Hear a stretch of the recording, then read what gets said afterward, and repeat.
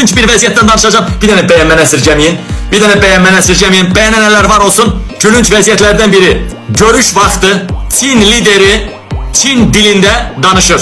Xi Jinping öz dilində, Çin dilində danışır. Bizimki də İngilis dilində, bizimki də İngilis dilində danışır. Təsəvvür edirsinizmi? Oy, Allah qadan alim. Çinin prezidenti öz dilində danışır. Bizim xiyarda İngilis dilində danışır. Bizim xiyarın baş naziri də İrana gedir, orada Rus dilində danışır. Dilinizə hörmət eləmirsiniz mə?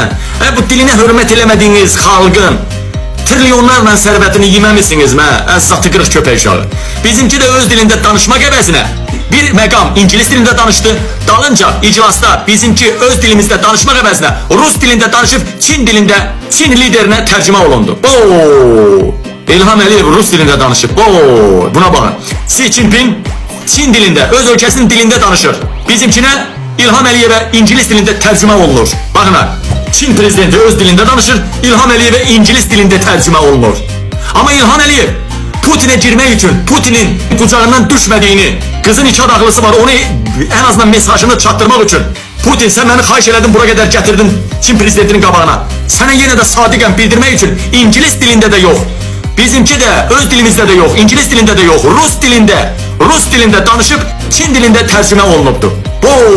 Ay qardaş, belə şok yaşamısınız mı siz? İran şoka düşür. Deyir Azərbaycanın baş naziri gəlibdir. İranın prezidenti Azərbaycan dilində danışır. İranın prezidenti Pezeşkiyan Azərbaycan dilində danışır. Amma Azərbaycanın baş naziri Rus dilində danışır.